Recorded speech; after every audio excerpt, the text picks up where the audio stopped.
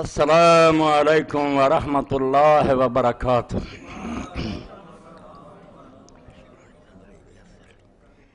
واحلل عقدۃ من لسانی یفقہوا۔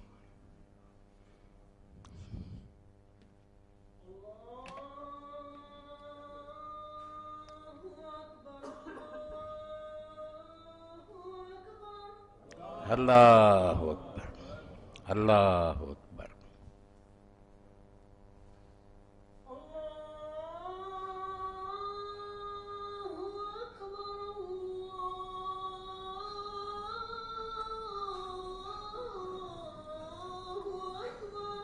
اللہ اکبر، اللہ اکبر۔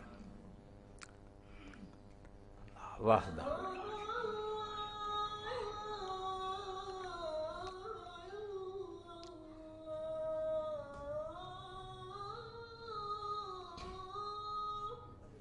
اشہد ان لا الہ الا اللہ۔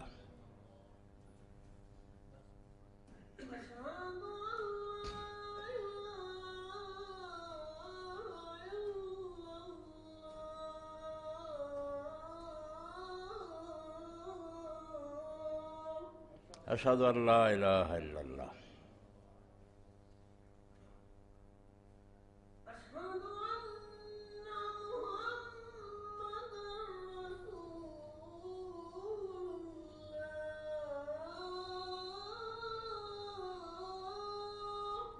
اشہد ان محمد رسول اللہ۔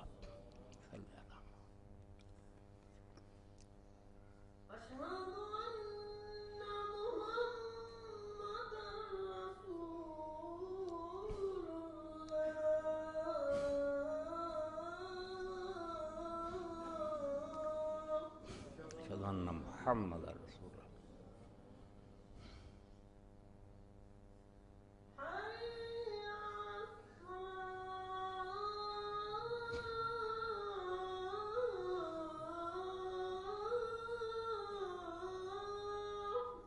لا حول ولا قوة الا باللہ۔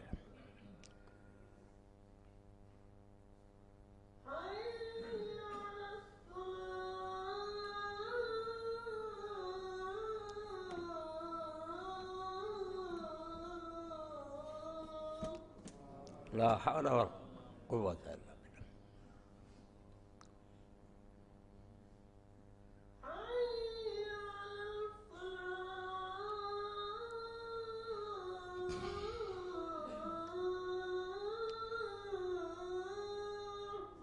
لا حول ولا قوة الا باللہ۔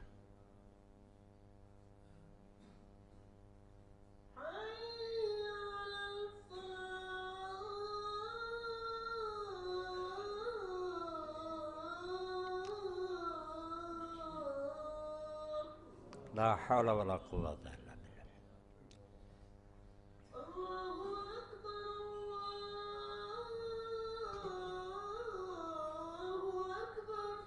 اللہ اکبر، اللہ اکبر۔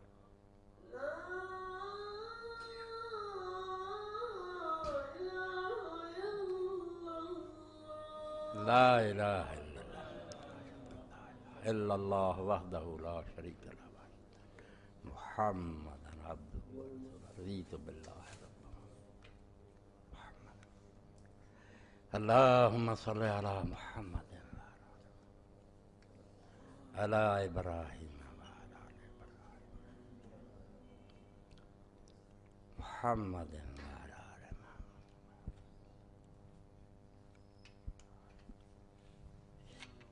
اللہم رب هذه الدعوة التامة والصلاة القائمة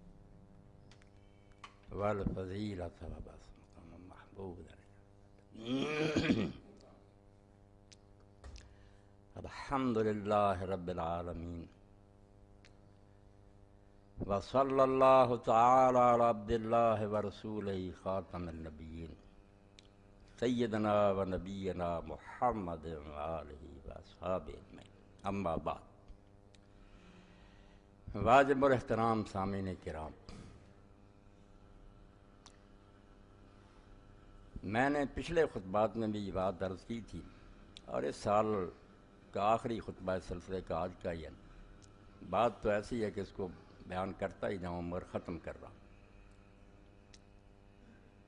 دین اسلام کو برباد کرنے میں جتنا دخل اس بات کا ہے، پچھلے جمعہ میں نے بیان کیا کہ تغلب اور تسلط کو بھی لوگوں نے انعقاد خلافت کا ذریعہ مان لیا کہ زبردستی کوئی حکومت پر مسلط ہو جائے، آئین کو توڑ کر حکومت سنبھال لے اور وہ قبضہ کر لے، اس کو ایک جائز صورت مان لیا حکمران ہونے کی۔ یہ وہ پہلی اینٹ ہے جس نے سارا دین ٹیڑھا کر دیا، بالکل ستیہ ناش کر دیا اسلام کا۔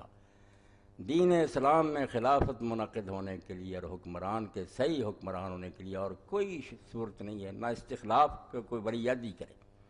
حضرت ابوبکر رضی کا حوالہ بھی بالکل غلط ہے، وہ صرف تجویز تھی، امت کے اہل و رائے سے مشورہ کیا، لوگوں سے پوچھا قبول ہے یہ نہیں، بس انتخاب آزاد مرضی سے، جس میں ذرا برابر پریشر نہ ہو، نہ رشوت نہ دباؤ، امت آپ پسند کرے کسی شخص کو، یہ ایک طریقہ ہے خلیفہ بننے کا۔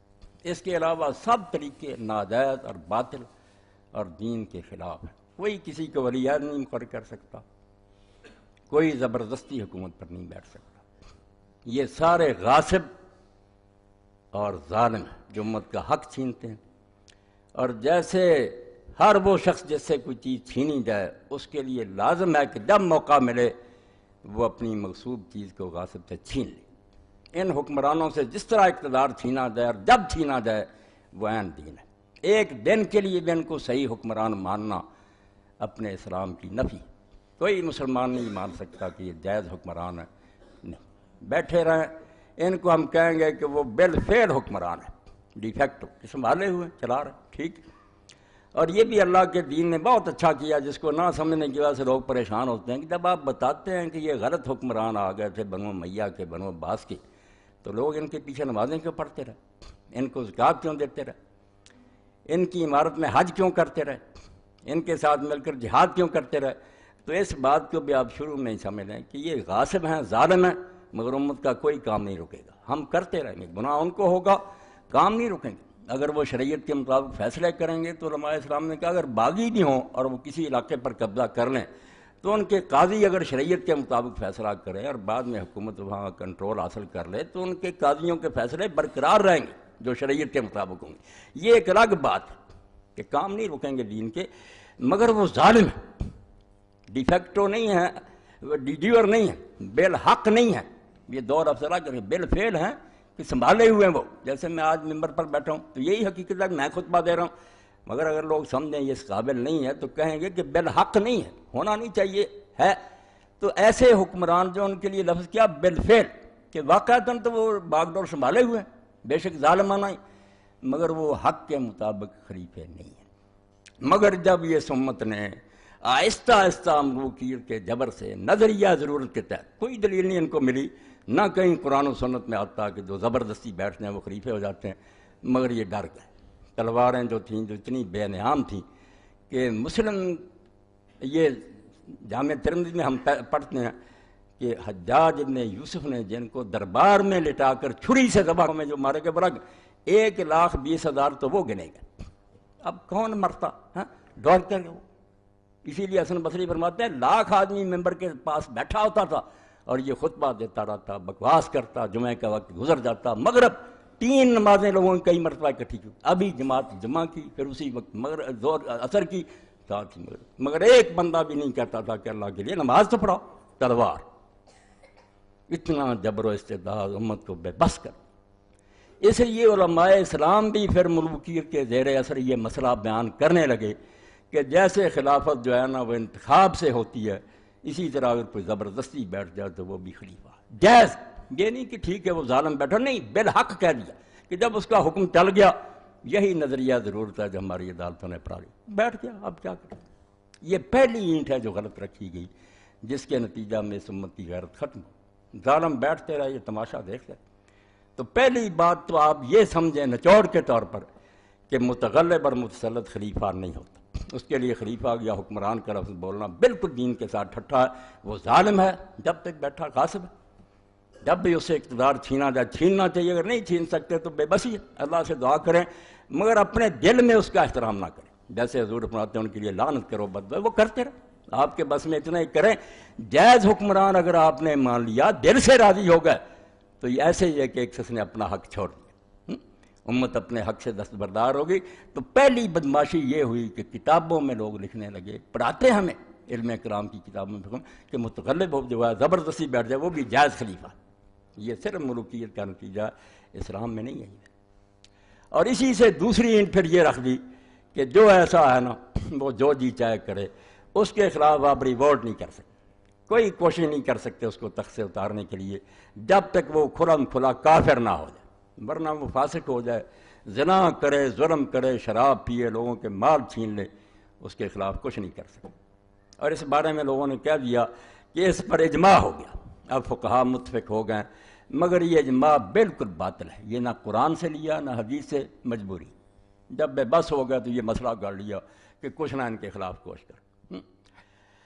اور اس کا برا نتیجہ جو میں نے دیکھا، سارا میں نے یہ دفتر کنگالا کہ اتنے اونچے آدمی ہیں، شاہ ولی اللہ رحمۃ اللہ علیہ اور امام شوکانی ہیں اللہ تعالیٰ میں، مولانا شرعی تھانوی، یہ بھی کہتے ہیں کہ جو لوگوں نے پہلے ائمہ کے خلاف خروج کیا، ان کو امام کہتے ہیں کہ یہ حکمران سے امام ہی، ان کے خلاف جو اٹھے نا حضرت حسین رضی اللہ عنہ، بعد میں بھی لوگ ان کو کہتے ہیں کہ وہ مجتہد ہیں، ان کی خطا پر کہتے ہیں کہ غلطی کی، اللہ انہیں معاف کرے، مگر اب یہ بات ثابت ہو گئی ہے کہ وہ کنجر ہوں، بدماش ہوں، ان کے خلاف جو خروج کرے گا، جہاد کرے گا، وہ باغی ہے، مجرم ہے۔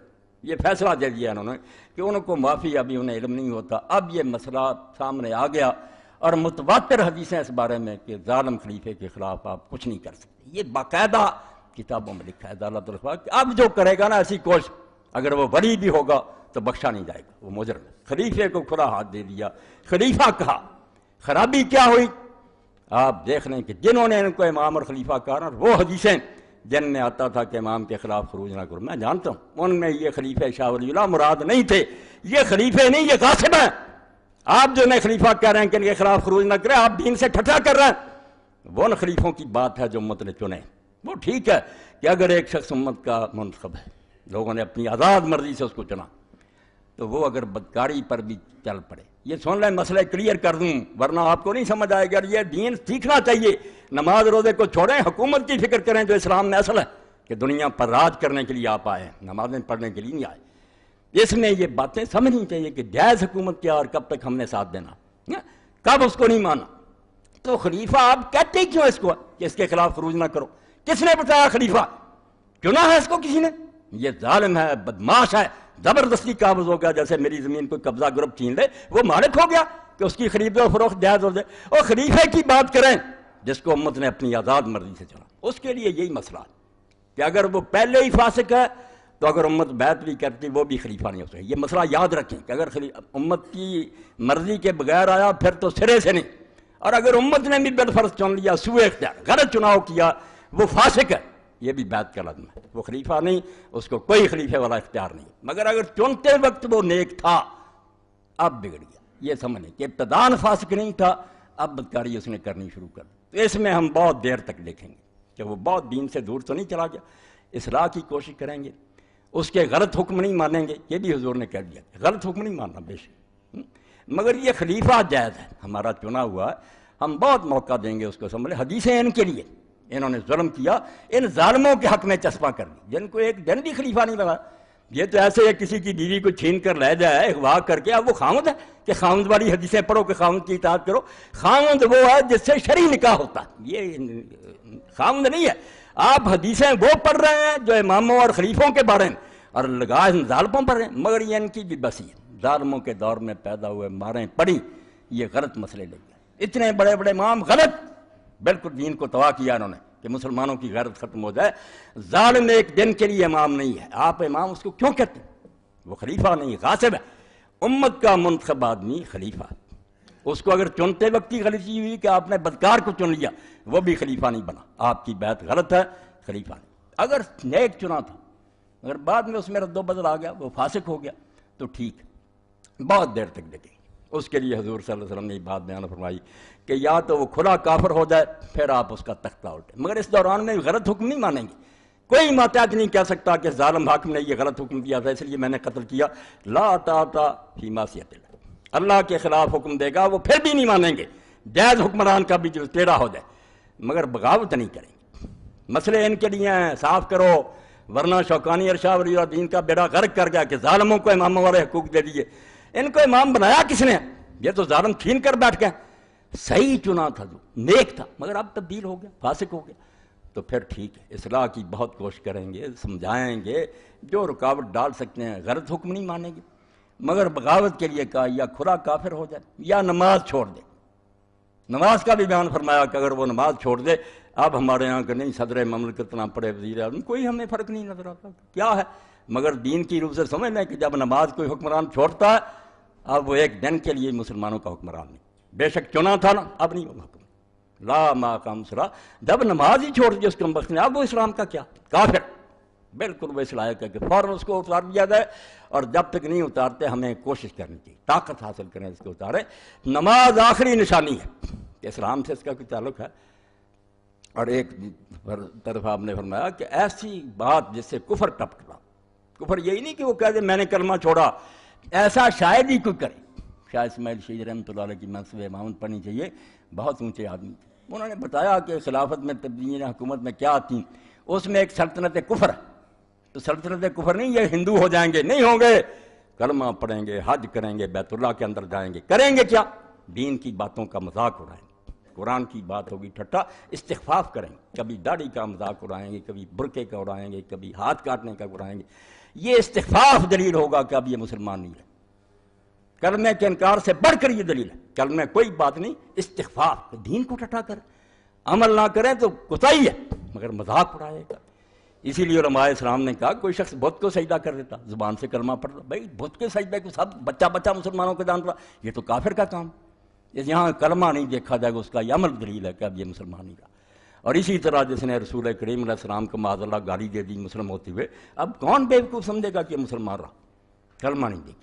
اور قرآن پاک اور حدیث کا ٹھٹھا، اس میں علماء نے یہاں تک لکھا کہ چھوٹی سے چھوٹی بات کہ مونچھیں کترانا، داڑھی بڑھانا، اگر اس کا بھی استخفاف کرتا نہیں مگر ٹھٹھا نہیں اڑاتا، اس کا ٹھٹھا اڑاتا، رسول کریم علیہ السلام کی ادنا سنت کا کافر ہونے کی دلیل کہ یہ شخص اسلام کو بالکل چھوڑ گیا۔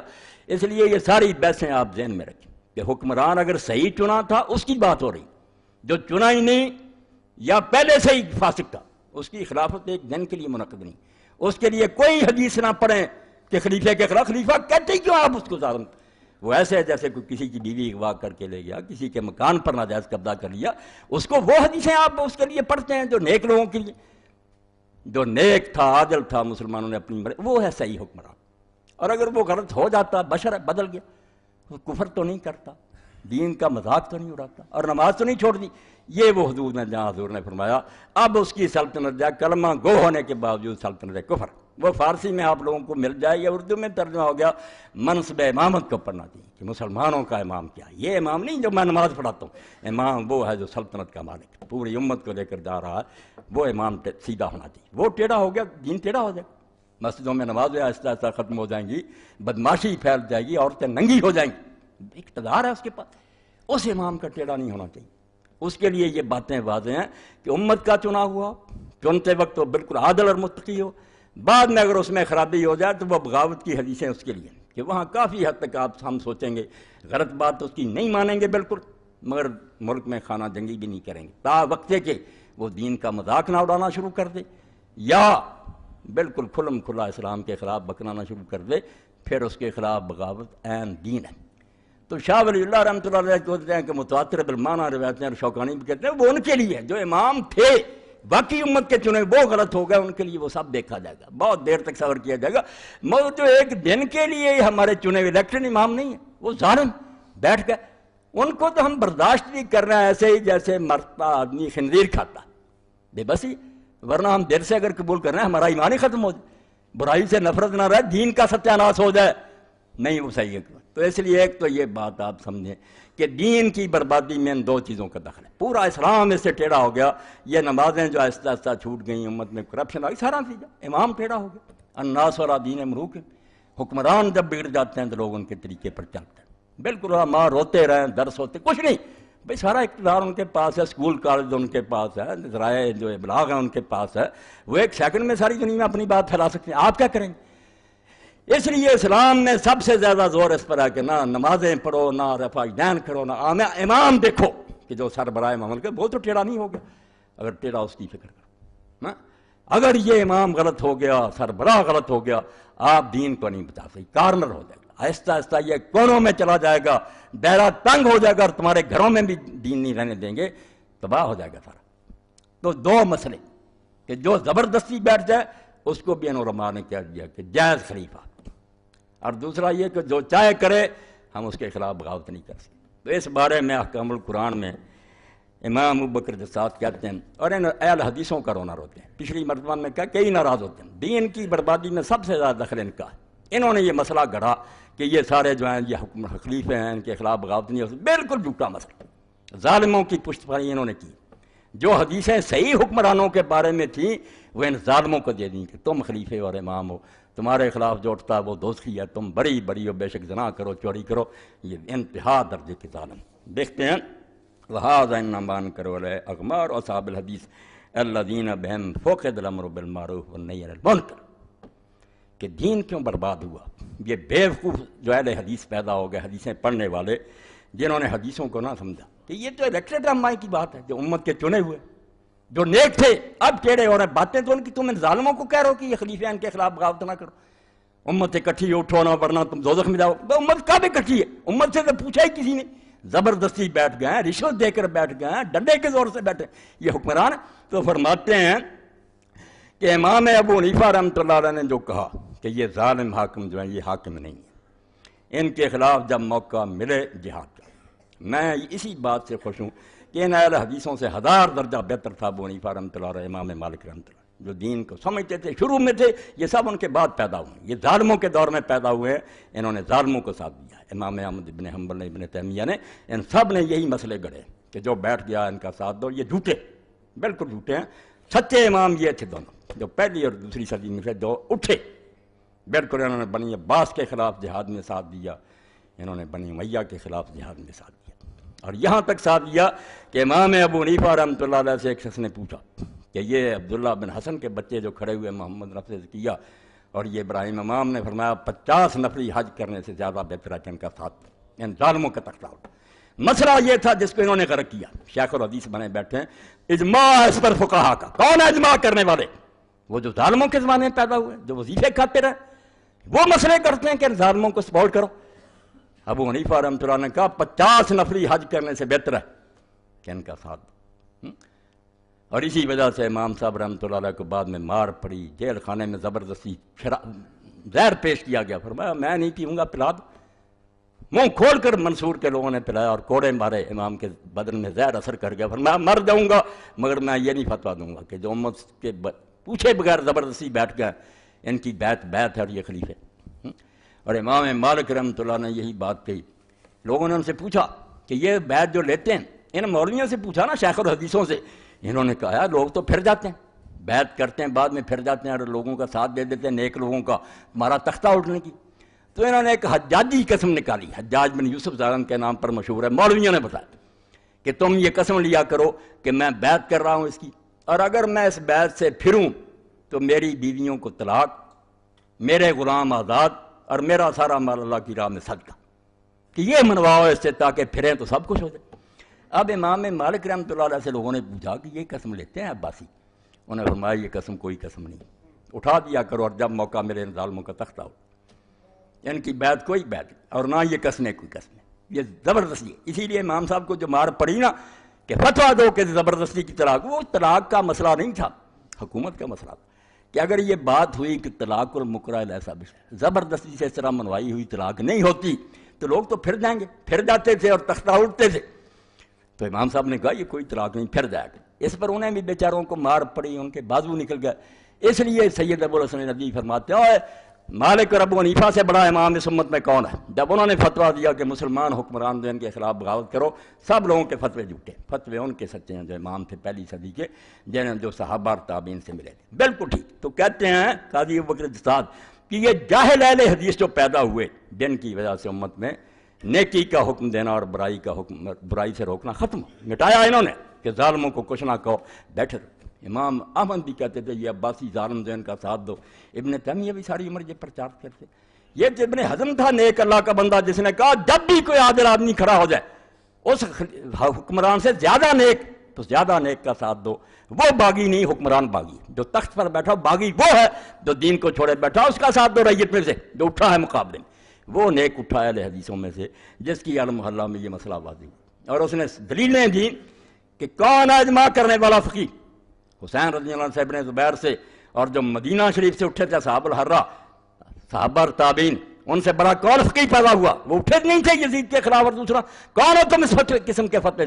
وہ نیک تھا، اسپین میں پیدا ہوا، حالانکہ بنو امیہ میں سے تھا ظاہری، مگر اس نے کہا سب جھوٹ بولتے کہ ان ظالموں کو یہ پکڑا دو کہ تم حکمران ہو. یہ حکمران نہیں ہے، حکمران ہوا جن کو ہم چنیں گے، اپنے گھر سے پکڑ کر لائیں گے کہ ہم تمہیں حکمران بناتے ہیں، وہ ہوگا حکمران. وہ اگر ٹیڑھا بھی ہو جائے گا بعد میں، اگر پہلے ہی ٹیڑھا تو ہمارا انتخاب کرا، ہم نے بھی غلط چنا. اگر چنا ٹھیک تھا بعد میں غلط ہو گیا تو ٹھیک، دیکھیں گے کہ بہت دور تو نہیں نکل گیا، غلط باتیں اس کی نہیں مانیں گے مگر اصلاح کی کوشش کریں گے. یہ مسئلہ صاف کر لو، ورنہ صرف اتنی رعایت دیتے ہیں کہ جنہوں نے پہلے جہاد کیا یار ان سے غلطی ہوئی ہے مگر اللہ معاف کرے. اب جب پتہ چل گیا کہ بغاوت نہیں کر سکتا، اب جو کرے گا وہ مجرم. توبہ توبہ. تو ان کے لوگوں کو باغی کہتے ہو؟ باغی وہ ہیں جو تخت پر بیٹھے ہوئے شریعت کے خلاف چل رہے ہیں، انہوں نے شریعت سے بغاوت کی ہے. اٹھنے والے باغی نہیں. یہ حکمرانوں کی ڈکشنری ہے کہ رعایا کو باغی کہتے ہیں. دین میں باغی وہ ہے جو دین کو چھوڑے بیٹھا، خواہ وہ حکمران ہے خواہ رعیت. تو امام فرماتے ہیں جاہل اہل حدیثوں کی وجہ سے امت میں ختم ہو گیا یہ جذبہ کہ برائی سے ٹوکو اور نیکی کا حکم دو. حتیٰ تغلب الظالمون علی امور الاسلام. یہ انٹیری ہو گئی. کہتے ہیں اسی کا نتیجہ نکلا کہ ظالم جو ہیں اسلام میں وہ حکومتوں پر چھا گئے. اسپین سے لے کر انڈیا تک بیٹھے ہوئے ہزاروں سال تک راج کرتے رہے لوگ، صرف بیٹھے رہے تماشا دیکھتے رہے، سلام کرتے رہے. ظالم مسلمان حکومتوں پر بیٹھ گئے. فمن کان ھذا مذہب فی الامر بالمعروف والنہی عن المنکر کیف یری امامۃ الفاسق.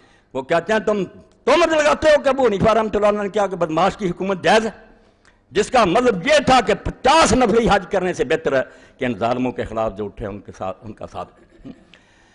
اور آپ دیکھتے ہیں کہ حضرت امام حسین رضی اللہ تعالیٰ جب اٹھے ہیں تو ان کا ایک ساتھی تھا جس کا حوالہ محمد اختر حاکم نے دیا. یہ کتاب میں نے پچھلی مرتبہ بیان کی تھی نا کہ ایسی کتاب ہے کہ اگر دنیا میں اس کا ترجمہ ہو جائے مسلمان زندہ ہو.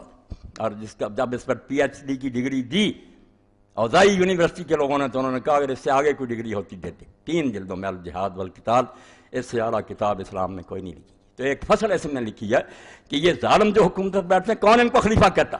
پوری فصل اس قابل ہے قتال و مقتبس السلطنہ. یہ آپ کربلا نہ سمجھیں صرف ایک قصہ نہیں، دین کی بنیادی بات ہے کہ آیا جو تخت سنبھالے وہ مسلمانوں کا حکمران قتال و مقتصب سلطنت، کہ جو زبردستی حکومت چھینے مسلمانوں کے اس سے جہاد لازم ہے.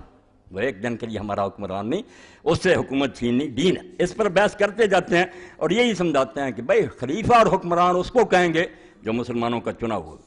آگے پھر دلیلیں دی ہیں، بحثیں کی ہیں، اور بعد میں پھر بتایا کہ یہ یزید جو کس نے اس کو چنا تھا. اس طرح میں نے بتایا 1 لاکھ روپیہ عبداللہ بن عمر کو، عبد الرحمن بن ابی بکر کو بھیجا امیر معاویہ نے. بعد میں کہا یار یزید کی بیعت کرو. انہوں نے کہا ہمارا دین اتنا سستا، کچھ لوگوں کو تلواریں دکھائیں کہ جو نہیں مانے گا یہ علاج ہوگا. یہ بیعت نہیں جبر. بالکل اس کو بھی ثابت کیا کہ ایک دن کے لیے وہ حکمران نہیں ہے، مختصب سلطنت. مسلمانوں کا اقتدار اس نے بزور تلوار چھینا ہے اور اس کے لیے امت پر فرض تھا کہ وہ اس کو چھینے. اس لیے امام حسین کا جو ہے جہاد ہے جہاد. اور اس پر واقعہ لکھا ہے، انہوں نے تھوڑا لکھا مگر وہ حوالہ دیا کہ امام حسین رضی اللہ کے ساتھی کیا سمجھتے. تو حسین ابن علی رضی اللہ کے ساتھ جو لوگ لقتال قوات یزید ابن معاویہ المقتدی بالخلافہ الفاظ سنیں 202 صفحہ ہے، فرماتے ہیں جو اس قوت کے ساتھ ظالم چھین کر بیٹھ گیا سلطنت، ہمیں اس سے بحث نہیں. یہ لوگ جو بے وقوف ہیں وہ شراب پیتا تو کوئی نہیں. میں نے کہا اگر وہ ابو بکر بھی ہوتا تو ظالم ہوتا. اس طرح حکومت سنبھالنے کا اسلام میں جواز نہیں، اس کے ذاتی کردار کی بات نہیں، خلاف آئین ہے یہ معاملہ. اس کو سمجھو کہ دین اسلام میں آئین کے اندر کسی کو اجازت نہیں کہ حکومت پر آئے جب تک امت نہ چنے. تو فرماتے ہیں یہ قوت کے ساتھ سلطنت کو جو غصب کر کے بیٹھا، اس پر اس کا نام نہیں لکھا، میں بتاتا ہوں. تو وہ آدمی تھا عبداللہ ابن عمیر کلبی، یہ کوفہ کا تھا، جس کا وہاں ایک مکان تھا، بڑا امیر آدمی تھا، بیوی تھی اس کی وہب. اس نے دیکھا کہ لشکر جو ہیں وہ اکٹھے کیے جا رہے ہیں. اس نے پوچھا کہ یہ فوج کدھر بھیجی جا رہی تھی. لوگوں نے بتایا کہ یہ امام حسین رضی اللہ کے مقابلہ میں عبید اللہ ابن زیاد بھیج رہا. تو اس وقت اس نے اپنے دل میں کہا جو انہوں نے لکھا واللہ لقد کنت اری جہاد اہل شرک حریصا، کہ اللہ کی قسم مجھے بڑا شوق تھا کہ میں مشرکوں سے جنگ کروں، کافروں سے جہاد کرنے کا مجھے بڑا شوق تھا۔ وَإِنِّي لَأَرْجُو أَن يَكُونَ أَلَّا يَكُونَ جِهَادُ هَؤُلَاءِ الَّذِينَ يَغْزُونَ ابْنَ بِنْتِ رَبِيعٍ أَيْسَرَ صَوَابًا لَا مِنْ صَوَابِ إِيَّايَ فِي جِهَادِ الْمُشْرِكِينَ۔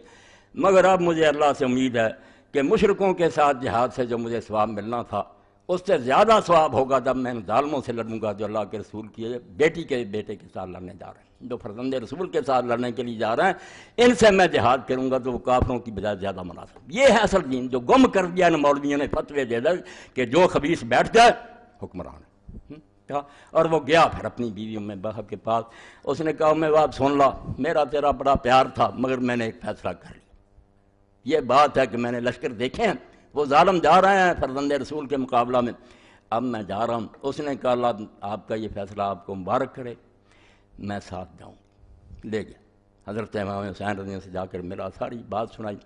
اب یہ لشکر میں جب گیا سر کاٹا، انہوں نے پھر بیوی کی طرف پھینک لیا، اس نے گود میں لیا، وہ ساری تفصیل آپ تبلیغ میں پڑھ رہے ہیں، چوما۔ اس نے کہا اللہ تجھے جزائے خیر جو تیری نیت تھی وہ تو نے پوری کر۔ اس لیے اللہ کے بندو یہ پوری فصل جو ہے کیا کروں، یہ ساری جو ہے نا 160 سے 202 تک اس قابل ہے کہ کوئی اللہ کا بندہ اس کو چھپا دے، ورنہ مسلمانوں کو سمجھ نہیں آئے گی کہ ان کے ملکوں میں کیا ہو رہا، کیسے ڈاکو اور غاصب ہیں جو زبردستی حکومتیں سنبھالے بیٹھے ہیں۔ یہ فصل پوری چاہیے کہ یہ حکمران نہیں ہے، نہ ان کو کوئی امام کہے نہ خلیفہ کہے، وہ خلیفوں اور حکومتوں والی حدیثیں ان کے لیے نہ پڑھو اللہ کے لیے، یہ تو ظالم ہیں، آپ ان کو کیوں مدد دے رہے ہیں، کیوں وہ حدیثیں مسلمان غریبوں کے خلاف پڑھ رہے ہیں؟ اگر کوئی کوشش کرتا آپ کہتے ہیں باغی آپ جھوٹے ہیں جو دین کو نقصان پہنچا رہے ہیں، یہ حکمران نہیں، ظالم، ان کی حکومت ایک دن کے لیے صحیح نہیں۔ تو امام فرماتے ہیں اے ابو حنیفہ اس کو بدنام کرتے ہو جس نے زہر پینا قبول کر لیا، جیل میں کوڑے کھائے، مگر فرمایا نہیں میں ان ظالموں کا ساتھ نہیں دے سکتا۔ اور حضرت زید ابن علی امام زین العابدین کے بیٹے جب ہشام کے خلاف اٹھے، امام نے فرمایا کافروں سے جہاد کرنے سے زیادہ بہتر ہے کہ زید کا ساتھ، اور فرمایا اگر رسول اللہ نے اصحاب بدر کے بارے میں وہ شان نہ بیان کر دی ہوتی تو میں یہی کہتا کہ جو زید ابن علی کا ساتھ دیں گے ان کو وہی ثواب ہوگا جو بدر کی شہیدوں کا۔ امام ایسا غازی تھا، مجاہد تھا، یہی امام مالک تھا۔ یہ بعد میں ماریں کھا کر کانپ گئے کہ نہیں جو بیٹھ گیا انہوں نے برباد کیا۔ یہ شکر ہے کہ بعد میں بھی ابن حزم رحمۃ اللہ علیہ نے اچھا لکھا، بہت اچھا لکھا کہ یہ کوئی خلیفہ نہیں، یہ میرے پاس کتاب جس کا میں نے ایک مرتبہ ذکر کیا تھا کہ اگر یہ کتاب مجھے نہ ملتی تو میں سمجھتا میری زندگی ضائع گئی۔ العواصم والقواسم، ایک العواصم والقواسم ہے، وہ لکھی ہے قاضی بکر کو، کچھ نہیں۔ یہ العواصم والقواسم فی ضبط عن سنت بالقاسم، یہ مجھے وہاں فیصل یونیورسٹی سے ملی، وہاں میرے دوست سے بچہ لائبریری تھا، یہ ڈاکٹر حمید اللہ صاحب رحمۃ اللہ علیہ نے جو کتابیں دی تھیں اس کے فوٹو اسٹیٹ کرا کر بھیجی۔ سنت کے دفاع میں سے بڑی کتاب کوئی نہیں لکھی۔ اور امام شوکانی فرماتے ہیں یمن نے اسلام کو کچھ نہ دیا ہوتا سوائے اس کتاب کے، یہی کافی، سنت کا دفاع، حدیث پر جو حملے ہوئے۔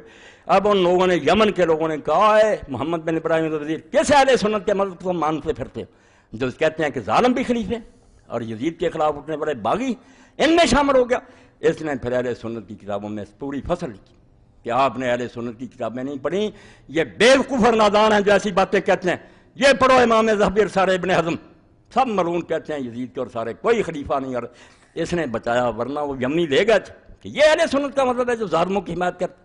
تو امام نے پھر اس پر لکھا، اور یہ امام ابن حزم رحمۃ اللہ علیہ کا حوالہ بھی دیا جو سارے لکھ دیتے ہیں فتح الباری میں ابن حزم کہ اجماع ہو گیا فقہ، اور کون سے اجماع جو جوتیاں کھا کر مان گئے کہ جو بیٹھ جائے ٹھیک ہے۔ امام نے کہا، امام ابن حزم فرماتے ہیں ورایت لبعض من نسب نفسه للامامۃ والکلام فی الدین فسور ذکر فی الاجماع، 76 صفحہ اور جلد ہے اس کی 8۔ امام ابن حزم آپ دیکھیں یہ نسلاً اموی ہیں، بنو امیہ سے، مگر عالم ہے، ظاہری ہے، کتاب و سنت کا دیوانہ تھا، المحلہ لکھی۔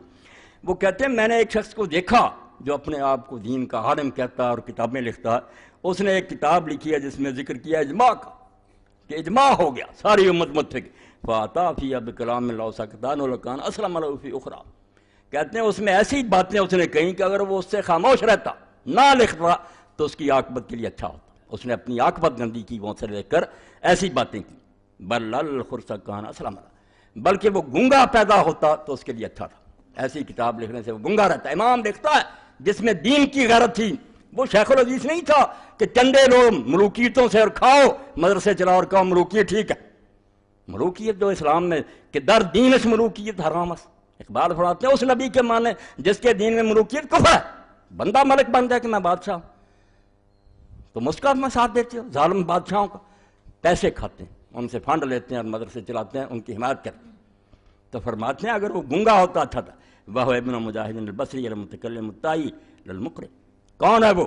ابن مجاہد بصرے کا رہنے والا متکلم قبیلہ تیس، فَإِنَّهُ ذَكَرَ فِي مَدَّا فِي الْإِجْمَاعِ، تو اس نے جو حوالے دیے ہیں کہ اس بات پر بھی علماء کا اتفاق ہے، اور اتفاق تو ہونا تھا، ڈنڈے پڑے سارے مان گئے، یہ قرآن حدیث کی بجائے بنا دیا، اینٹ ٹیڑھی کر دی، ان مجموعہ لا یخرج الائمۃ الجار، کیا مسئلہ لکھ لیا، توبہ توبہ، دین کو چھری پھیر دی کہ اس پر اجماع ہو گیا امت کا کہ ظالم حاکم جو جی چاہے کریں ان کے خلاف نہیں اٹھنا۔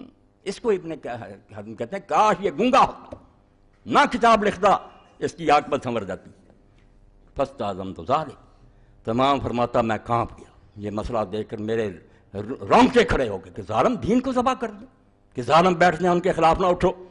وَالْأَمْرِ إِنَّهُ لَازِمٌ أَن يَكُونَ كَاذِبًا لِمَا أَنَّ مُخَالِفَ الْإِجْمَاعِ کافر۔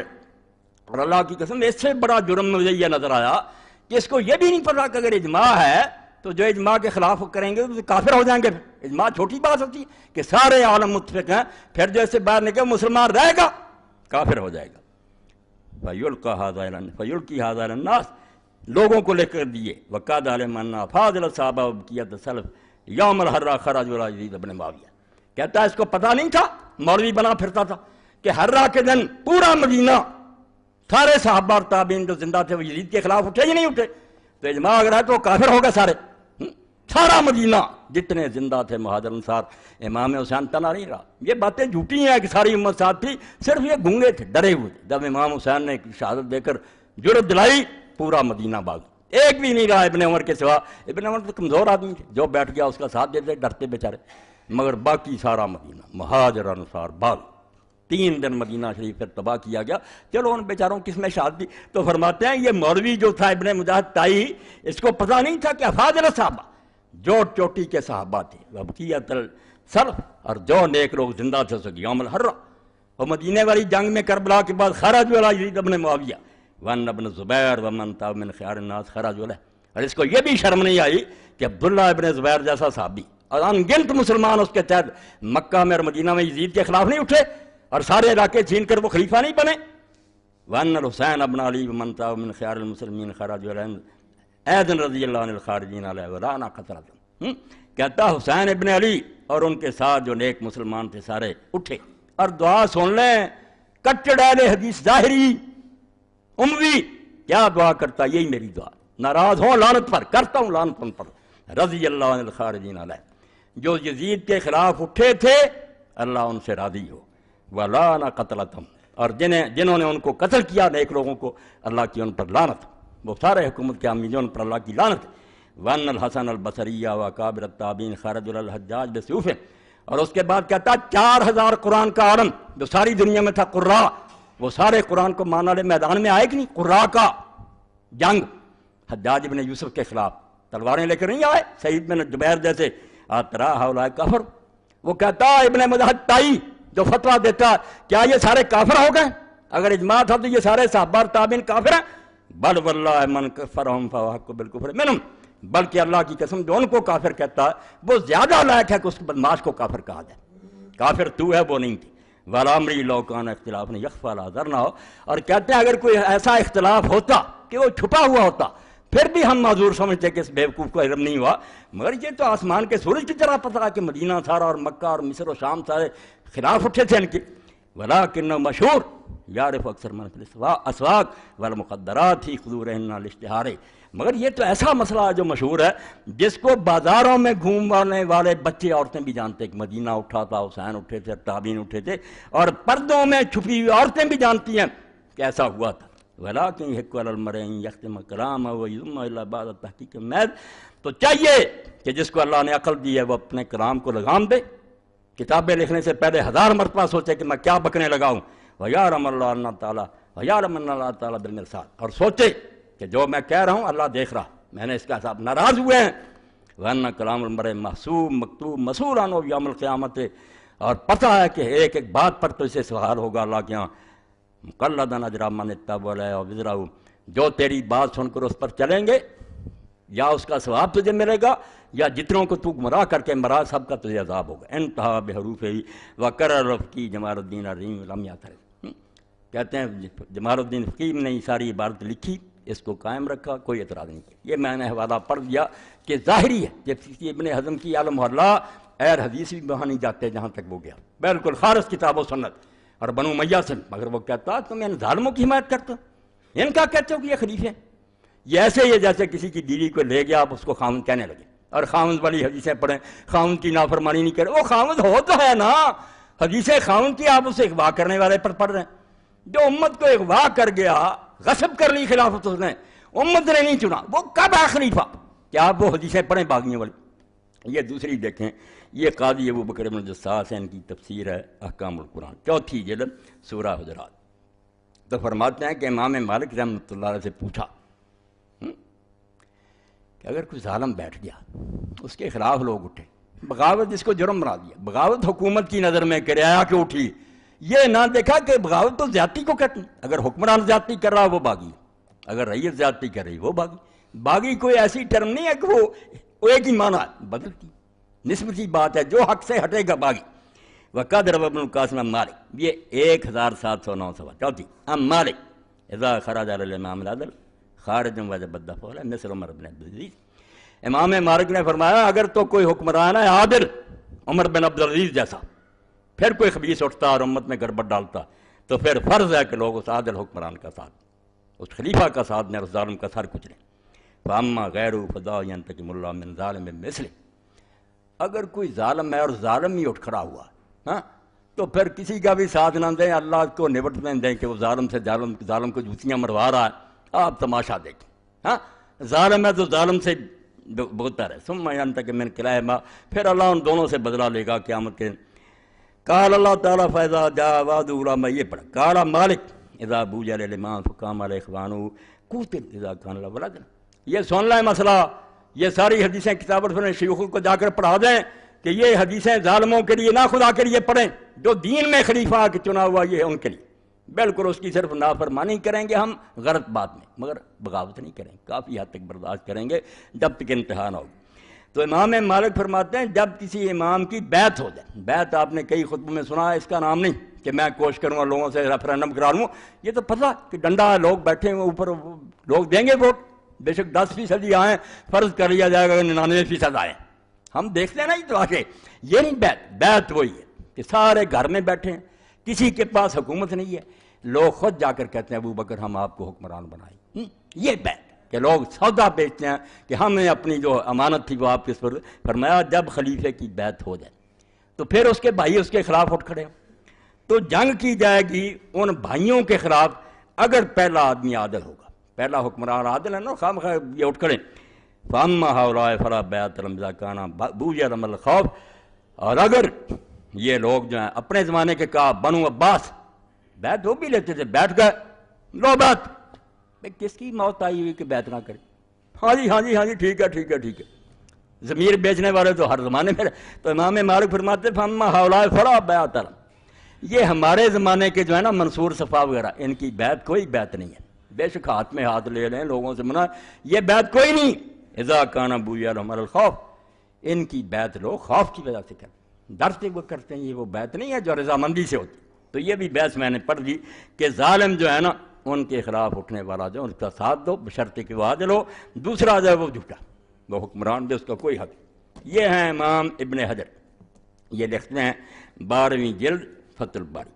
اب اس میں باغیوں کے بارے میں لکھتے ہیں، یہ پڑھ لیں، یہ سب ان کے پاس ہے، پڑھتے نہیں، فیصلے گھر میں بیٹھے کر لے ہیں کہ نہیں وہ حکمران جو تھا ان کا چچا ہے نا جو حکومت پر بیٹھ جائے اور اللہ کے بندے مر جائیں ولی صاحب بھی، وہ باغی۔ تو امام فرماتے ہیں یہ 285 اور 286 تو فرماتے ہیں فإنما قسم ہے کہ 2 قسم کے لوگ حکومت کے خلاف اٹھتے ہیں، ایک وہ ہیں جو بالکل مرتد ہوتے ہیں اور دین سے نکل جاتے ہیں، جیسے حضرت ابوبکر کے خلاف اٹھ کھڑے ہو کہ زکوٰۃ نہیں دیں گے، وَالثَّانِي مَنْ خَرَجَ فِي طَلَبِ الْمُلْكِ لَا لِلدُّعَاءِ إِلَىٰ مُعْتَقِدٍ، ایک دوسرا گروہ جن کا کوئی نیا عقیدہ نہیں ہوتا، کوئی نیا ایمان نہیں ہوتا، وہ بھی مسلمان ہی ہوتے ہیں مگر وہ حکومت کے لیے اٹھتے ہیں، یہ کہتے ہیں سیاسی تھا وہ کیسا جادو سر پر چڑھ گیا کہ سیاست نہیں تو اسلام ہے کس کا نام؟ آپ بڑے فخر سے کہتے ہیں کہ امام حسین کا جھگڑا سیاسی تھا، دین ہوتا شرم سے ڈوب مرتا۔ جس دین میں سیاست نہیں وہ ہندوازم ہے، وہ عیسائیت ہے، بدھ مت ہے، اسلام نہیں۔ اسلام میں تو پہلی بات ہی ہے کانت بنو اسرائیل تسوسہم الانبیاء، کہ انبیاء بنی اسرائیل سیاست کرتے تھے، حکومت کی بھاگ دور نبیوں کے ہاتھ میں ہوتی تھی۔ اب حضور نے فرمایا نبی نہیں آئیں گے، خلفاء ہوں۔ یہاں سیاست عبادت مکاری نہیں ہے، ملک کا انتظام اللہ کے قانون کے مطابق چلانا نماز روزے سے بڑی عبادت ہے، امت کو ٹھیک لے کر چلو۔ ہم اللہ قسمین ہے، تو فرماتے ہیں یہ سلطنت کے لیے جو اٹھتے ہیں یہ بھی دو قسم کی، قسمن خرج غضب الدین میں اجل دور الوراد و ترک عمل بسنت نبیہ فہؤلاء الحق۔ یہ ایک سطری کافی ہے، سارا کربلا آ گیا اس میں، پہنچا دو ہر شیخ الحدیث تک کہ اگر بخاری پڑھتے ہو نکالو فتح الباری۔ فرماتے ہیں ایک گروہ ہیں جو نکلے ہیں سلطنت کے لیے مگر اپنے لیے نہیں، وہ اقتدار اس لیے نہیں چاہتے کہ عیش کریں گے، معلوم غضب الدین، انہیں دین کا جوش آیا ہے من اجل دور الولاد، کیونکہ حکمران جو ہیں وہ غلط ہو گئے، حکمران ظالم ہو گئے، دین چھوڑ دیا انہوں نے، ترک عمل بسنت نبیہ، اور اللہ کے نبی کی سنت پر عمل کرنا انہوں نے چھوڑ دیا۔ اس لیے یہ بیچارے اٹھے ہیں کہ ہماری زندگی میں اللہ کے رسول کے دین پر عمل تم نے چھوڑ دیا۔ یہ کون ہے پھر؟ یہ باغی ہیں، فہؤلاء اہل حق، یہ باغی نہیں ہیں، یہ حق والے ہیں۔ اور کون ہے وہ؟ ومنهم حسین ابن علی واہل المدینہ فی الحرہ والقراء الذین خرجوا الحجاج، وہی ابن حزم والے حوالے، انہی اہل حق میں سے ہیں جو صرف دین کی غیرت سے اٹھے تھے۔ حسین ابن علی ہیں، مدینے والے ہیں حرہ میں، اور وہ قاری ہیں 4000 قاری، ایک آدھا آدمی 4000 جو سارے شہروں میں تھا پوری دنیا میں حجاج کے مقابلے میں آیا۔ جانے دیجیے دیر و دماغ میں پڑھنا، کربلا پر نہ رک جانا، پتہ چلے کہ جو عالم اسلام میں قاری تھا نکل کھڑا ہوا، جانے دی اور بعد میں تباہ ہوئے۔ تو فرماتے ہیں وہ قاری جو حجاج کے مقابلے میں اٹھے، وَقِسْمٌ خَرَجُوا لِطَلَبِ الْمُلْكِ فَاقْتَصَبَتْ كَانَ فِيهِمْ شُبْهَةٌ وَالْأَمْلَاءُ وَهُمُ الْبُغَاة۔ ایک ٹولہ وہ ہے جن کے پیش نظر کوئی دین نہیں، کوئی مقصد نہیں، صرف حکومت کا لالچ ہے، یہ باغی، اس گروہ کو باغی کہیں گے جو دین کے لیے جوش میں 286 اور 285 ہے۔ تو میں نے خلاصے کے طور پر آپ کے سامنے یہ مضمون بیان کر دیا کہ حکومت پر نظر رکھنا اہل اسلام کے لیے سب سے مقدم فرض ہے۔ نماز روزے سے زیادہ فکر یہ کریں کہ ہمارے ملکوں میں باغ ڈور جو سنبھالے ہوئی کیسے لوگ اللہ رسول کے مطیع ہیں، تو ان سے محبت دین ہے، ان کے لیے دعائیں مانگنا، ان کی خیر خواہی، ان کے حق میں یہ دعائیں کہ اللہ انہیں کامیابی لازم، اور اگر وہ ظالم ہیں ہم ان سے بغض کریں گے، حدیث پاک بغض کرو، ان پر لعنت کرو، اللہ سے دعائیں کرو کہ اللہ ان ظالموں سے جان چھڑاوے، اور جہاں تک ہو سکے ان کا کوئی ساتھ نہ دو۔ یہ دین ہے بالکل، یہ خلاصہ ہے، ورنہ فقہ اور حدیث کے دفتر اس پر ڈھیروں، مگر غلط ہو جانے کی وجہ سے یہ فصل جو میں نے بیان کر دی نا، یہ ترجمہ کرا دو اللہ کے بندو، یہ 40-50 صفحے جائیں واضح کر دیا اس نے کہ حکمران سمجھو تو صحیح ہوتا کون ہے، جو تخت سنبھالے وہ حکمران، جو زبردستی چھینے گا وہ خلیفہ نہیں ہے، نہ اس کے لیے کوئی حدیث ہے، وہ ظالم ہے، اس سے حکومت چھینی فرض ہے، بغاوت نہیں ہے، عبادت۔ صرف دین والا جو ہے اس کے خلاف نہیں اٹھنا، اس کا ساتھ دینا، اس کا مدد کرنا، اس کی حمایت کرنا، یہ بالکل دین اسلام۔ باقی وہ بات بھی آپ ذہن میں رکھیں، کتاب میں لوگ لکھتے ہیں، حوالے دیتے ہیں کہ لو جی اس کے ساتھ جہاد کے لیے کیوں گیا پھر اگر وہ برا تھا؟ صحیح بخاری دیکھ لیں، ابو داؤد دیکھ لیں، یہ تو اللہ کے رسول نے مہربانی فرمائی کہ ہمارا کام رکا نہیں، فرمایا امام بر بھی ہوگا یا فاجر ہوگا، حکمران نیک ہوگا یا بدماش ہوگا، جہاد نہ روکنا، تم نہ دیکھنا وہ جہنم میں جائے، تم نیت نیک سے جہاد کرنا۔ جب نماز کی باری آئی فرمایا کوئی آدمی نیک ہو بدماش ہو نماز نہیں چھوڑنا۔ یہ بھی میں نے وحدت امت لکھی، یہ بھی میرا پوائنٹ یاد رکھیں، میں نے یہ انتشار نہیں چاہتا، میں یہ کہتا ہوں کام جو ہے یہ نہیں سٹاپ ہونے چاہیے، اس سے نفرت کرو، اس کو الگ کرنے کی کوشش کرو، دعائیں کرو اللہ کو موقع دے، مگر کام سب ہونے چاہیے۔ اگر حجاج ظالم جیسا بھی نماز پڑھا رہا گا، صحیح بخاری میں ابن عمر اس کے پیچھے نماز پڑھتے، یہی ان کی دلیلیں ہیں کم بختوں کی، بیلموں کی، کہ فلانے نے حج کرایا لوگوں نے کیوں پڑھا؟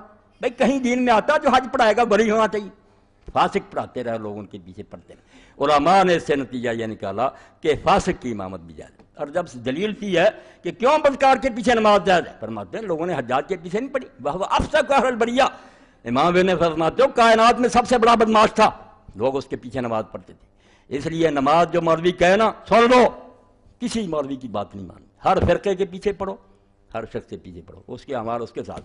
دین میں کہیں نہیں آیا کہ شیعہ کے پیچھے نہ پڑھو، خارجی کے پیچھے نہ پڑھو، کوئی علی کو گاڑیاں دے بھگتا پھرے گا خارجی، نماز نہیں چھوڑ سکتے۔ ابن حزم رحمۃ اللہ علیہ فرماتے ہو ایک دن میدان عرفات میں ایسا اجتماع ہوا، لوگ یہ بھی بات نہیں میری پلے باندھتے، امت کی وحدت کے لیے قربانی دیں گے ہم، اس سے نفرت کریں گے وہ بے ایمان ہے، مگر نماز نہیں چھوڑیں گے۔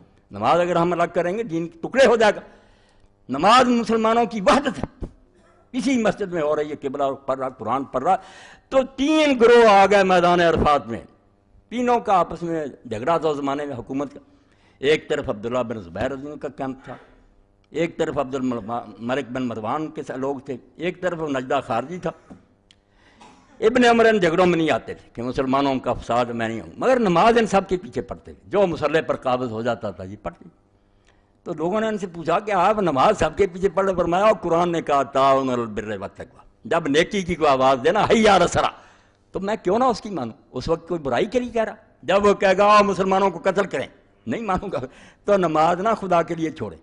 بالکل یہ لکھتے ہیں نا بدعتی کے پیچھے نماز، اللہ ان پر کرے جو جس کے یہ لائق، ظالم ہے، اہل حدیث ہیں دوسرے سب ظالم۔ میں نے ان میں پڑھا ایک دلیل نہیں ان کے پاس، نہیں یہ اہل باطل، بھئی ایک من گھڑت باتیں ہیں، کیا سی بات؟ آپ اللہ رسول کی بات بتائیں، کہیں اللہ نے کہا کہ قبلہ رخ ایک شخص قرآن پڑھ رہا ہے اس کا عقیدہ کچھ ہے؟ دین میں وہ حوالات ہیں جہاں آپ نے کہا امام کا عقیدہ پوچھا، ظالم۔ اب بھی کتابیں آ رہی ہیں بدعتی کے پیچھے نماز، جھوٹے نماز نہیں ہم چھوڑ سکتے، ہمیں کیا بدعتی ہے؟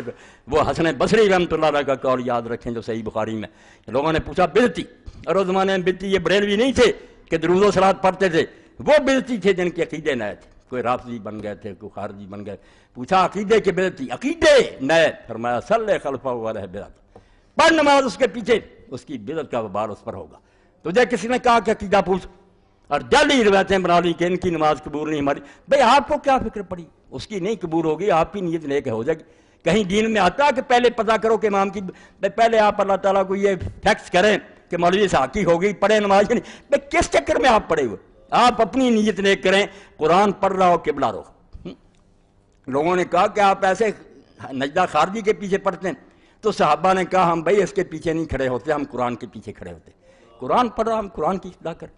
تو اس لیے ایک طرف تو وحدت امت کو نقصان نہیں پہنچنا چاہیے کہ نمازیں سب کے پیچھے پڑھو۔ اگر وقت آ جائے اللہ پناہ دے کہ کوئی ظالم مسلمان علاقوں پر حملہ کر دے، جیسے عراق میں ہو گیا، افغانستان میں، یہاں بھی کوئی کر دے کمبخت 65 کی جنگ کی طرح، پھر ہم نہیں دیکھیں گے کہ حکمران کون ہے، نہیں حکمران کا نہیں، یہ ملک مسلمانوں کا ملک ہے، دارالاسلام ہے، اس کا ایک چپا مسجد ہے، پھر ہم مر مٹیں گے، پھر کسی کے اعلان کی ضرورت نہیں، ہر مسلمان مرد عورت پر فرض ہو جائے گا کہ ملک کی حفاظت کرے۔ دارالاسلام مسجد کی طرح، جو مسلمانوں کا علاقہ چھوٹی بات نہیں ہوتا، عمل کریں یہ حکمران یا نہ کریں ان کی قسمت ہے، مگر وہ علاقہ مسجد ہے، ہم نے اس لیے لیا کہ یہاں اسلام چلائیں، کبھی چل پڑے اللہ کو منظور ہوگا، 1 انچ نہیں گم ہونے دے گا۔ ہجوم العدو علی ارض المسلمین، جب دشمن مسلمانوں کے ملک میں گھسا ہے پھر کسی اعلان کی ضرورت نہیں، ہر مرد اور غلام پر فرض ہے کہ وہ اپنا ملک آزاد کرائے۔ اس لیے ایک طرف یہ بھی بات یاد رکھنی ہے، ظالم حکمرانوں والا مسئلہ بھی یاد رکھنا، مگر نمازیں پڑھنا، جہاد ہو ساتھ دینا، اور زکوٰۃ اگر بیت المال مانگے تو دینا۔ ہم بری ہو جائیں گے اگر وہ لوٹ جائیں گے، کھا لیں گے، اللہ سے جا کر خود ہی معاملہ ان کا ہوگا۔ ہمیں یہی حکم ہے کہ ائمہ دور کو دے دو، ظالم ہے تو دے دو ان کو، غلط کریں گے تو بھگتیں گے۔ اس لیے امت کی وحدت حضور کو کتنی مطلوب ہے، ٹکڑے نہ ہو جائے، آپس میں اصلاح کی کوشش کرو، درست کرنے کی ساری کوشش کرو، مگر اتفاق قائم رکھو۔ بالکل اس اتفاق میں خلل نہیں آنا چاہیے۔ اور اس سلسلے میں ایک بات جو کئی مرتبہ کئی وقت امت میں پھر آپ لوگوں کو بتا دوں کہ میرے نزدیک یہ مسئلے جو ہے نا نماز کے، اللہ گواہ میں ممبر کہتے ہیں ان کی رائی حقیقت نہیں ہے کہ رفع یدین عرفات پر دوسرے رائی کچھ نہیں ہے۔ یہ صحابہ کرام سے لوگ ساری طرح پڑھ رہے ہیں، امت کے چوٹی کے لوگ پڑھ رہے ہیں، کوئی ان میں سے بے نماز نہیں ہے، کوئی گمراہ نہیں ہے، ترجیح کا معاملہ ہے۔ میں سمجھتا ہوں مجھے زیادہ ثبوت ملتا فاتحہ پڑھنے کا پڑھے، دوسرا سمجھتا ہے اس کے بغیر بھی ٹھیک ہے۔ یاد رکھو میں یہاں اعلان کر رہا ہوں نماز ہے ساری امت کی درست ہے، میں اللہ کو گواہ کرتا ہوں ایک امت کا آدمی بھی نہیں جو غلط نماز پڑھ رہا، سب کے پاس یا حدیث ہے یا صحابہ کرام کا طرز عمل ہے، کوئی گمراہ نہیں، بالکل سارے ٹھیک ہیں، کوئی فکر نہ کرو۔ بس یہ بات یاد رکھو کہ ابو عامر حنفی اور کفال مرضی شافی ایک دور میں 2 امام تھے چوٹی کے، اور کئی مرتبہ اگر کوئی فوت ہو جاتا وہاں اکٹھے ہوتے تو لوگ اس موقع کے منتظر رہتے تھے کہ یہ 2 امام آئیں گے وہاں، تو اصالہ ثواب کے لیے قرآن خوانی وغیرہ یہ کول شول نہیں ہوتے تھے، لوگ افسوس کرتے تھے، دعا کرتے تھے، تو لوگ منتظر رہتے تھے کہ یہ دونوں امام آئیں گے، کوئی مسئلہ چھیڑ دو، سوال چھیڑ دو، تو پھر علم کے دریا بہتے تھے، امام عامر حنفی دلائل دیتے، ادھر کفار لوگ کتابیں نوٹ بکیں ساتھ رکھتے، وہاں رسالے بنے تھے علم کے۔ تو ایک دن امام جو حنفی تھے ابو عامر رحمۃ اللہ علیہ وہ جا رہے تھے، اب مغرب کا وقت ہو گیا، مسجد تھی کفال شافی رحمۃ اللہ علیہ، اور کون سے مسئلے تھے جو تم نے مسئلے بنا لیے روٹی کمانے کے لیے؟ مسئلے تھے حکومت ٹھیک کرنا، ملک میں کرپشن ختم کرنا، غریبوں کو روٹی دینا، وہ مٹ گئے، تم نے اپنا علو سیدھا کیا، تمہارے مدرسے چل رہے ہیں، روٹیاں کھا رہے ہو، یہ دین رہ گیا فاتحہ۔ تو امام ابو عامر جو تھے وہ اس مسجد میں داخل ہو گئے، کفال کی مسجد میں چلے گئے شافی رحمۃ اللہ علیہ۔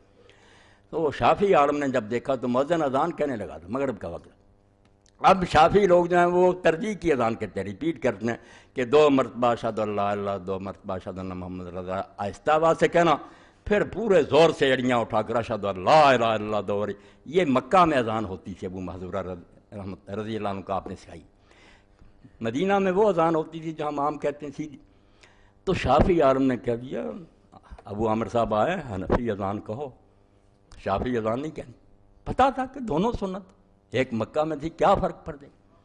اب اذان جب حنفی طریقہ سے ہوئی تو نماز کے لیے بھی انہوں نے ابو عامر کو کر دیا۔ اور کون ان ملاؤں کو سمجھائے؟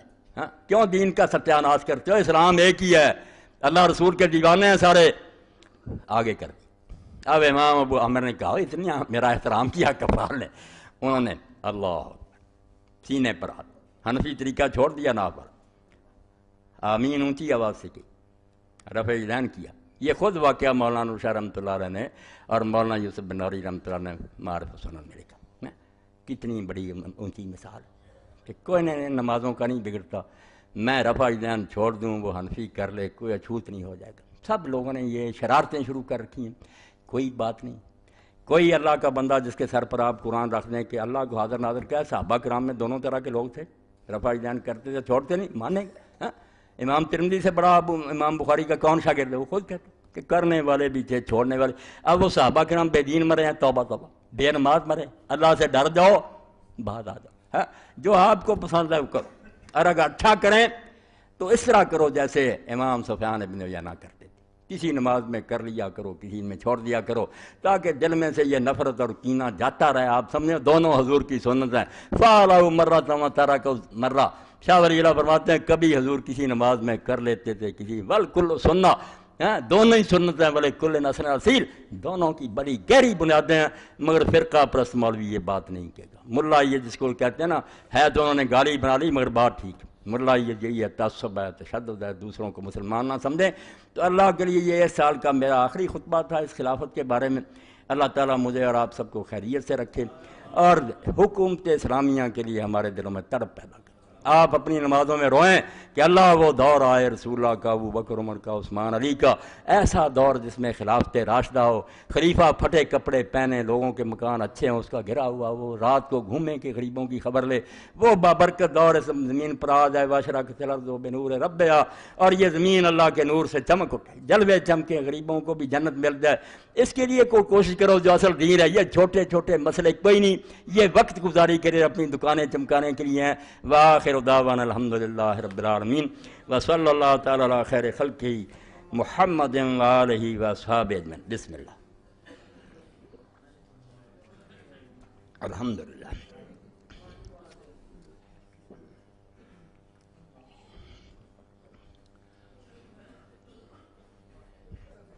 الحمدللہ الحمدللہ وسلام علی عبادہ الذین اصطفیٰ۔ سب سے پہلے یہ اعلان سن لیں، ہماری مسجد کے جو قاری صاحب ہیں میرے بھائی عبد المنان صاحب، وہ دیر سے مجھے کہہ رہے تھے اس بارے میں، تو اب ان کی باری آئی۔ تو اللہ کا ایک دیندار اور نیک بندہ، مگر امیری غریبی اللہ کے ہاتھ میں، اللہ نے اس کی آزمائش کی، 5 بچیاں دی، بیٹا نہیں 5 بچیاں، تو 4 کی وہ شادی کر چکا ہے، اب آخری بچی ہے غریب۔ اب آپ سب کے دل اس فکرہ سے ہل جانے چاہیے، اور آپ سب کو چاہیے کہ جو کچھ آپ زیادہ سے زیادہ تعامل کر سکیں، یہ سمجھ کر کہ اس غریب کی بچی نہیں، میری اور آپ کی بچی، بالکل اس کی مدد کرائیں۔ آپ نے، اللہ کے رسول نے فرمایا جو کسی مومن کا دل خوش کرتا ہے وہ دراصل مجھے خوش کرتا ہے۔ رشتہ تو یہی ہے نا کہ حضور کا امتی ہے، اور جو مومن کو مجھے خوش کرتا ہے وہ اللہ خوش کرتا ہے۔ اس لیے میرے بھائی آج آپ اس سلسلہ میں زیادہ سے زیادہ تعاون کریں، اور کوتاہی نہ کیا کریں کہ تھوڑا بہت دے کر جان چھڑا لیا کر، اللہ نے آپ کو بہت دیا۔ لائٹنگ کی بچوں کی شادیوں پر میں دیکھتا ہوں لاکھوں کا خرچ ہو جاتا، مگر غریب کی بچی کے لیے جب کہتے ہیں تو آپ 10-20 ہزار بھی نہیں دیتے، تو یہ قابل افسوس حال ہے کہ مال اللہ کا ہے، اس کا بندہ جو ہے اللہ نے اس کو غریب بنایا۔ میرا آپ کا امتحان کیا کہ یہ میں نے بھیجا ہے، کوئی نہیں آتا۔ امیر المومنین علی رضی اللہ عنہ فرماتے ہیں ان المسکین رسول، جب مسکین آ کر سوال کرتا ہے تو دھوکہ نہ کھا، وہ مسکین نہیں آیا، اللہ کا قاصد آیا۔ وہ ایسے ہی ہے جیسے انسپیکٹر آتا ہے نا ٹیکس لینے کے لیے، چائے منگوا، چودھری صاحب آئے، کرسیاں دو، عزت کرتے ہیں کہ دنیا کے حکمران کا یہ بھیجا ہوا۔ فرماتے ہیں اللہ کا بھیجا ہوا، اللہ نے ازواج کے لیے بھیجا کہ تجھے امیر بنا دیا، مال میں نے دیا، یہ بندہ میں نے بھیجا، میں دیکھوں گا۔ اور اسی لیے قرآن میں جب ہم پڑھتے ہیں نا کہ برات یم الخبیثہ من الطیب، میرے راستے میں نکمی چیز دینے کا سوچنا بھی نہ، ورنہ میں اپنے حلم کی وجہ سے برداشت کرتا ہوں کہ تمہیں زندگی دیتا ہوں، ورنہ زمین میں دسا دوں کہ مال میرا، اور جب میرے نام پر مانگا تو تم نے ٹکا دے کے ترخا دیا۔ ہاں آپ کا داماد آتا اور ہم کوئی رشتہ دار آتے تھے لاکھوں لٹا دیتے، جب میرا بندہ ہے فرماتے ہیں من آت المسکین فقد آت اللہ، جو مسکین کو دیتا وہ کسی کو نہیں دیتا، اللہ کے دائیں ہاتھ پر رکھتا ہے۔ وَمَن الْمِسْكِينَ فَقَدْ مَنَعَ اللَّهُ، اور جو مسکین کو خالی لوٹا دیتا، مسکین کا تو شاید کام کسی اور جگہ سے ہو جائے، مگر یہ کم بخت مجرم ہو گیا کہ اس نے اللہ کے نام کی یہ قدر کی کہ اللہ کے نام پر۔ تو آپ زیادہ سے زیادہ اس بارے میں تعاون کریں، اللہ آپ کو اجر، اللہ تعالیٰ قبول فرمائے اجر۔ یہ کیا فتاوی آن لائن کی ہر اتوار کی تمام سیریز بائر سٹار پر موجود ہیں۔ ہر اتوار کو میں عصر سے مغرب تک سوالوں کے جواب دیتا ہوں، وہاں کوئی کال کی قیمت نہیں، آپ جب چاہیں سوال کر سکتے ہیں، مرد عورت۔ 0800-11777 اس نمبر پر آپ کال کر کے پوچھ سکتے ہیں جو جی کر۔ تو اس کی سیریز بنی ہے، بڑے قیمتی سوالوں کے مولانا جوابات دیے ہیں، موتیوں کو تمام ساتھی حاصل کریں۔ سیریز 1 نمبر اور ریکارڈنگ بہترین ہے۔ اس کے علاوہ ایک مجلس کی 3 طلاقیں، یہ زاہد صاحب میرے بھائی بیٹھے ہیں، انہوں نے چھپا دی تھی، بہت اچھے کاج کر، یہ بھی ہر شخص بات رکھے، کیونکہ روزانہ یہ فتنہ اٹھتا کہ کوئی شخص 3 طلاق دے دیتا بیوقوفی سے، تو یہ مولوی حضرات کہتے ہیں تینوں ہو گئیں، حلالے کرو۔ تو اللہ جزائے خیر دے، رحمت فرمائے، فوت ہو گیا پیر کرم شاہ رحمۃ اللہ علیہ، انہوں نے اس پر بہت اچھی کتاب لکھی، بریلوی ہوتے حنفی ہوتے، چوٹی کی کتاب لکھی ہے، جامع ازہر کے بھی فتوے دیے چاروں مسلکوں کے کہ ایک ہی طلاق ہوتی ہے، کسی حلالے کی ضرورت نہیں، نکاح قائم ہے، ہر شے کا جواب دیا۔ یہ کتاب ہر شخص اپنے پاس رکھے، اس دور کی یہ ضرورت ہے، بالکل وہ کتاب ہر شخص کے پاس ہونی چاہیے۔ ایک مجلس کی 3 طلاقیں، اور نماز نبوی بھی علامہ البانی صاحب کی آپ لے لیں تاکہ سنت کے مریض العائد ہسپتال میں داخل ہیں ان کے لیے خصوصی دعا فرمائیں انشاءاللہ نماز کے بعد۔ یہ کیا ہم نے کچھ عرصہ پہلے یہ اعلان سن لیں، پہلے بھی کئی مرتبہ ہوا مگر وقت قریب آ رہا، صرف 1 مہینے کے قریب رہ گیا، انشاءاللہ ہمارا قافلہ عمرہ کے لیے روانہ ہو جائے گا، بہت لوگوں نے لکھوا دیے نام، تو یہ آپ بھی سن لیں۔ ہم نے کچھ عرصہ پہلے عمرہ کے لیے اعلان فرمایا تھا، جو لوگ عمرہ پر جانا چاہتے ہیں وہ لوگ 25 مارچ تک ایڈوانس 25,000 روپے اور پاسپورٹ جمع کروا دیں، کل خرچہ کھانے کے علاوہ 40,000 روپے، تقریباً 40,000، رہائش، زیارات، جدہ، مکہ، مدینہ، واپس مکہ اور واپس جدہ شامل ہو۔ جو لوگ جانا چاہتے ہیں وہ فون نمبر پر رابطہ کریں، یہ زاہد بھائی بیٹھے ہوئے ہیں، ان سے ملاقات کر لیں، اور 25 مارچ تک وہ لوگ اپنے نام بھی لکھوا دیں اور 25,000 پیشگی جمع کرا دیں، پاسپورٹ وغیرہ بھی تیاری کریں۔ دعا ہے کہ اللہ تعالیٰ اس آخری عمر میں بالکل اقبال کی طرح تمنا ہے، بیں پیری رہے یثرب گرفتم، فرماتے ہیں بوڑھا ہو گیا ہوں، تصور میں کہتے ہیں، اور مدینہ شریف کے راستے پر چل رہا ہوں۔ اپنے خیال میں بیچارے سوچ رہے نا وہ نصیب نہیں ہوا، مگر میری آرزو یہی ہے کہ ہم سب کو اللہ تعالیٰ آخر عمر میں یہ موقع دے، زندگی کا تو اعتبار ہی، بیں پیری رہے یثرب گرفتم، نواخاں سرور ہے آشکانہ۔ اپنے خیال میں کہتے ہیں مدینہ شریف کو جا رہا ہوں بڑھاپے میں، اور نشے میں حضور کی نعتیں پڑھتا جا رہا ہوں، چواں مرغے کے در صحرا سرے شام، کشاید پر بفکر آشیانہ۔ کیسی مثال دی ہے کہ جب پرندے کا وقت ہوتا ہے شام کا تو وہ پھر اپنے پر کھولتا ہے اپنے آشیانے کی طرف جانے کی، اور مومن کا اصل آشیانہ مکہ اور مدینہ ہی ہے۔ کتنے ترستے ہیں کہ وہاں موت آ جائے، حضور کے روضہ کے سائے میں دفن ہو جائیں۔ جو شیخ الہند محمود الحسن رحمۃ اللہ علیہ تھے، جو بند کے بانی تھے، تو ان کے نواسے تھے، وہ پیامی تخلص کرتے تھے شاعر سے، بات جب آ جاتی ہے پھر مزہ آتا نا مجھے، میں پھر ختم نہیں کرتا۔ تو جلسہ ہو رہا تھا اسکول میں، لوگ سیرت النبی پر تقریریں کر رہے تھے، تو پیامی رحمۃ اللہ علیہ نے ایک شعر پڑھا جس پر ہیڈ ماسٹر سے لے کر پھر سارا مجمع بچے روئے۔ پیامی صاحب نے کہا پیامی موت سے ڈرتا نہیں، پر آرزو یہ ہے کہ پہنچے روضہ خیر الورا پر موت سے پہلے۔ موت کی تو فکر نہیں، مگر اللہ مرنے سے پہلے روضہ رسول پر بولا قیامی موت سے ڈرتا نہیں پر آرزو یہ ہے کہ پہنچے روضہ خیر الورا پر موت سے پہلے۔ تو اس سلسلہ میں یہ لوگ آرام سے کریں۔ ماں مارد کا معنی عفت، یہ بچیوں کے لیے بہترین چیز ہے، یہ آپ لے گئے مولانا فقیر اللہ صاحب سے اپنی بچیوں بیٹیوں کے لیے تحفہ لے جایا کریں۔ خواتین ہی لکھتے ہیں، ان کتابوں کا بھی اعلان کریں، فکر اسلامی یہ بھی مولانا فقیر اللہ کے پاس ہے، باتیں یہ بھی قرآن میں ہیں، اصلی قسم کے اعلیٰ قسم کے تبرکات بھی حاضر خدمت ہیں۔ اللہ کے ہاں حرام بندوں کے لیے آسان، جو چیزیں حرام ہیں ہم نے حلال کر رکھی ہیں، یہ کتابیں بہت اچھی ہیں، لے سکتے ہیں۔ میرے ابو محمد اعجاز حسین ایک جھوٹے کیس میں پکڑے گئے ہیں، ان کی رہائی کے لیے دعا کرائیں، انشاءاللہ سب کے لیے۔ جن پر بھی ظلم ہو رہا، اب ایک کتاب یہ میرے ساتھی نے رکھ دی، طاغوت کے تعاون سے جہاد، وہ بات جو خطبے کے شروع میں ہوئی نا، دین کو ذبح کر دیا نا دعویٰ والوں نے، یہ کتاب لے کر طاغوت سے تعاون اور جہاد، توبہ توبہ، جس کے کفر کا حکم ہے کہ من یکفر بالطاغوت، طاغوت کا کفر کرو موصد اس کے ساتھ تعاون۔ جب لوگوں نے کہا کہ تم تو طاغوت سے مل کر جہاد کر، راز کھل گیا، خود مان گئے کہ واقعی ہم ایجنسیوں کا جہاد کر، تو فتویٰ بنا لیا کہ طاغوت سے تعاون کر کے جہاد، یہ پوری کتاب اس قابل ہے کہ اس کو آگ میں جلا دیا جائے۔ جھوٹے حوالے، غلط دلیلیں، اور اس بارے میں اب زیادہ تبصرہ نہیں کر سکتا۔ ایک کتاب کہوں گا، یہ ویس بھائی بیٹھے سب سے جو اسلام کے لیے کوشش کر رہے ہیں لوگ، تحریک، وہ کتاب مولانا احمد رضا خان بریلوی رحمۃ اللہ علیہ کی المحجۃ المعتمنہ، المحجۃ المعتمنہ، اس کو چھپا کر تقسیم کریں۔ جب کانگریسی ملاؤں نے کہا کہ ہندوؤں کے ساتھ اتحاد کرو اور ملک کو آزاد کراؤ، میں کہتا ہوں عالم اسلام میں ایسی کتاب کوئی ماں کا لال لکھ ہی نہیں سکا کہ کفار سے تعاون جائز ہے، کافروں سے دوستی حلال ہے۔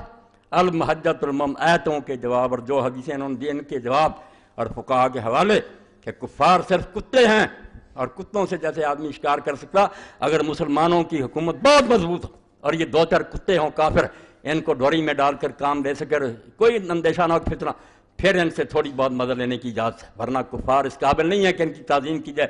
تو المحجۃ المعتمنہ، بھائی اللہ کے بندو، اس دور میں چھپا کر بانٹ دو خدا کے لیے، تاکہ پتہ چلے کہ یہ کفار سے جو تعاون ہو رہا ہے کفر ہے، اسلام کو چھری پھیر رہے ہیں لوگ، کسی کے ساتھ اعتدال نہیں، کوئی روشن خیالی نہیں، یہ کفار ہیں۔ ہم یا قرآن کو جھوٹا کہیں یا ظالموں سے دوستی کریں، نہیں ہو سکتا، یہ ہمارے خیر کا اللہ کا کلام جھوٹا جو کہتا ہے لا یارونکم خبالا، یہ یہودی عیسائی ہندو تمہاری کبھی خیر خواہی نہیں کر سکتے، جو خرابی کر سکتے ہیں وہ کر کے چھوڑیں گے، کوئی ان پر اعتماد نہ کر، ہم قرآن کو دفن کر دیں۔